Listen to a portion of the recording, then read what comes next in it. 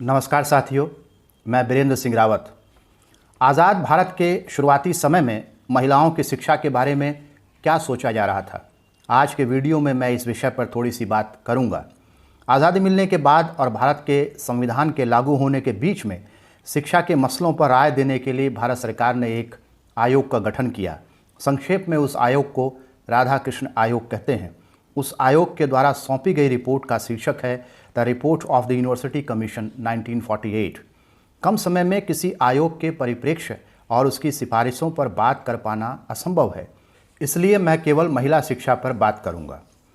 राधाकृष्ण आयोग ने महिलाओं की शिक्षा के बारे में क्या सिफारिशें की, यह आयोग महिला शिक्षा को किस नज़रिए से समझ रहा था, मैं इस बारे में बात करूंगा। राधाकृष्ण आयोग के 12वें अध्याय का शीर्षक है वीमेन्स एजुकेशन। आयोग महिलाओं की शिक्षा के बारे में जो कुछ कहता है उसका ठीक मूल्यांकन और विश्लेषण तभी हो पाएगा जब हमें पता चलेगा कि आयोग शिक्षा के बारे में क्या सोचता है। आयोग शुरू से ही कहता चला आ रहा है कि एक नया भारत बनाना है। इस भारत के बनने का वैचारिक स्रोत भारत का संविधान और उसकी उद्देशिका में दिए गए मूल्य होंगे। हालांकि राधाकृष्णन आयोग के बनने के समय भारत का संविधान लागू नहीं हुआ था, लेकिन संविधान की उद्देशिका का ड्राफ्ट तैयार हो चुका था।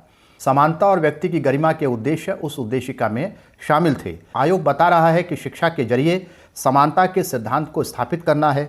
आयोग व्यक्ति की गरिमा जैसे मूल्यों की दिशा में बढ़ाना शिक्षा का उद्देश्य बता रहा है। लेकिन असमानताओं से भरे देश में समानता और व्यक्ति की गरिमा के सिद्धांत को व्यवहार में कैसे लाया जाएगा, इसके लिए आयोग मानता है कि Education is the great instrument of social emancipation by which a democracy establishes, maintains and protects the spirit of equality among its members।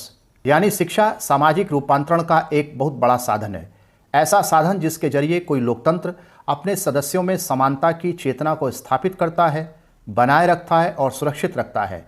यानी लोकतंत्र के मूल में समानता का मूल्य है और समानता के मूल्य को स्थापित करने के लिए शिक्षा की रूपांतरणकारी यानी ट्रांसफॉर्मेटरी भूमिका है। जिन मूल्यों पर संविधान की रचना हो रही थी, जो मूल्य ड्राफ्ट उद्देशिका में आए थे, उन मूल्यों का हवाला देते देते जब आयोग अपने 12वें अध्याय में महिलाओं की शिक्षा की बात करता है तो ऐसा लगता है कि वे सारे सिद्धांत अपनी ज़रूरत खो बैठे हैं। और महिला शिक्षा के संदर्भ में एक ही बात का ध्यान रखा जाना चाहिए और वह है पारंपरिक परिवार व्यवस्था को बनाए रखना। देश की आधी आबादी की शिक्षा के संदर्भ में शिक्षा की भूमिका रूपांतरणकारी न होकर यथास्थितिवादी होनी चाहिए, ऐसा राधाकृष्ण आयोग कह रहा है। रिपोर्ट के पेज 344 में आयोग कहता है कि महिलाओं का काम घर की देखभाल करना है। आयोग मानता है कि महिलाओं और पुरुषों में समान बौद्धिक क्षमता होती है, लेकिन महिलाओं की बौद्धिक क्षमता का उपयोग घरेलू कामों में होना चाहिए। अपने पेज 345 पर आयोग लिखता है कि The greatest profession of women is and probably will continue to be that of homemaker।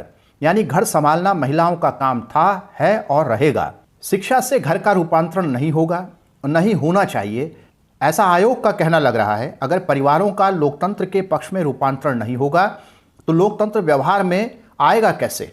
समाज के प्राइमरी इंस्टीट्यूशन को लोकतंत्र के दायरे से बाहर रखकर लोकतंत्र को और समानता की चेतना को स्थापित करना एक दिवा स्वप्न है। आयोग लिखता है कि महिलाओं को घरेलू कामों की शिक्षा दी जानी चाहिए। अगर किसी महिला की तमन्ना ऊंचाइयां छूने की हैं तो ऐसी तमन्ना को पूरा करने के लिए घर से बेहतर सेटिंग उसे कहां मिलेगी? घरेलू काम कर करके जितनी चाहे उतनी ऊंचाई छू ले। आयोग लिखता है कि महिलाओं को जीवन में सर्टिफिकेशन चाहिए तो वह उसे घर को ठीक से संभाल कर और घर वालों और मेहमानों की देखभाल करके मिलेगा। अपने सर्टिफिकेशन की तलाश में उसे किसी और बात पर ध्यान नहीं देना चाहिए। तो आयोग लिख रहा है कि पहला, महिलाएं घरेलू काम के लिए ही बनी हैं। दूसरा, उन्हें घरेलू काम में ही ऊंचाइयां छूनी चाहिए। और तीसरा, उन्हें घरेलू काम में ही संतोष खोजना चाहिए।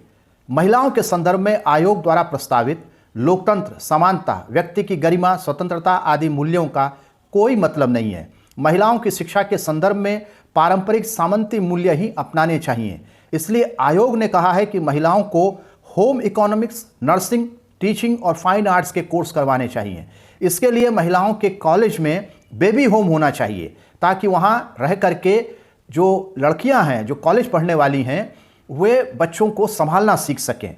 उनके कॉलेज में वृद्धाश्रम होना चाहिए ताकि कॉलेज में उनको घरेलू बनाने की शिक्षा ठीक से दी जा सके। अपने पेज 345 पर आयोग लिखता है कि महिलाओं को वही सब सीखना चाहिए जो शादी में काम आता है। घर, बच्चे, बुजुर्गों को संभालना उनकी शिक्षा के केंद्र में होना चाहिए। है ना हैरानी की बात? शिक्षा के विद्यार्थियों को इस बात पर हैरानी होनी चाहिए, लेकिन हैरानी कहाँ से होगी?